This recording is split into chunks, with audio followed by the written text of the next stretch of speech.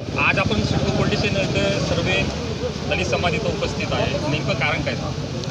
आज सिडको 7 पोलीस स्टेशनचे एरमे PI साहेब यांना आम्ही जो हरामखोर प्रवृत्तीचा विलास काकडे आहे, त्यांनी आमच्या आया बहिणींच्या विरोधामध्ये जाऊन खालच्या पातळीची टीका केलेली आहे.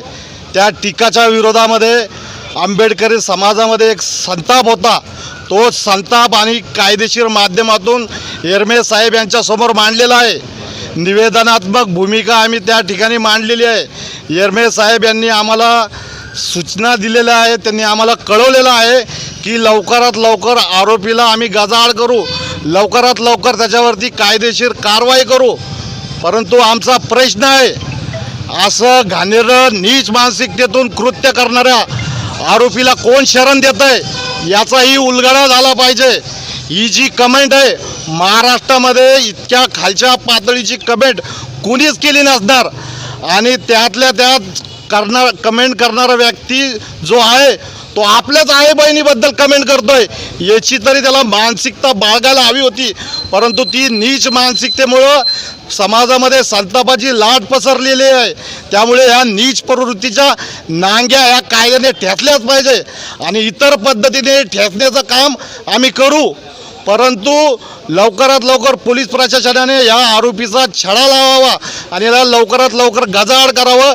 यासाठी सर्व आंबेडकर चळवळीची टीम या ठिकाणी आलेली आहे. यामध्ये आंबेडकर नगरचे बांधव आहेत.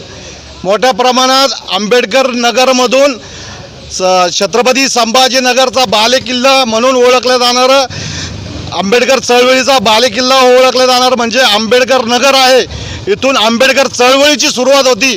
आमच्या बांधवांनी त्या ठिकाणी, युवकांनी जाऊन त्या ठिकाणी त्याचं घर पाहिलं. तिथं घरी त्याची आई होती.